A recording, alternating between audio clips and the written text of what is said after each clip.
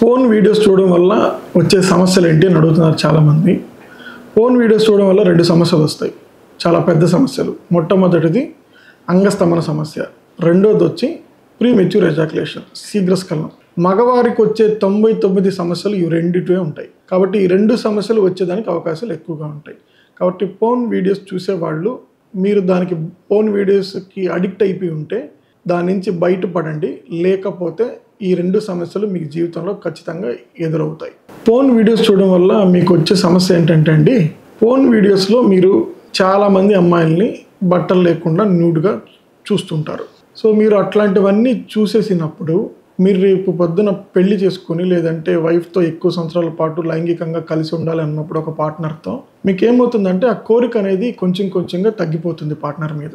So partner మీద కోరిక తగ్గిపోయినప్పుడు అంగస్తంభన సమస్య అనేది మొదలవుతుంది. ఇంకోటి ఏంటంటే ఈ ఫోన్ వీడియోస్ చూసేటప్పుడు జనరల్గా ఏం చేస్తారంటే మాస్టర్బేషన్ లేక హస్తప్రయోగం అనేది చేసుకుంటుంటారు. సో హస్తప్రయోగం చేసినప్పుడు ఏం చేస్తారు, మీరు బాత్రూంలోనో లేదంటే మీరు ప్రైవేట్గా ఉన్నప్పుడు చేసుకుంటుంటారు. సో అలాంటప్పుడు ఏంటంటే మీరు ఎక్కువ టైం తీసుకోకుండా త్వరగా వీర్యాన్ని వదిలేయడానికి ప్రయత్నిస్తారు. అంటే మీ బాడీని మీరే ట్రైన్ చేస్తున్నారు వీర్యాన్ని త్వరగా రిలీజ్ చేయడానికి. సో మీ బాడీని మీరు ట్రైన్ చేసినప్పుడు రేపు పొద్దున భార్య దగ్గరికి వెళ్ళినప్పుడు మాకు శీఘ్రస్ఖలనం అవుతుంది అంటే ఎందుకు అవ్వదు, ఖచ్చితంగా అవుతుంది.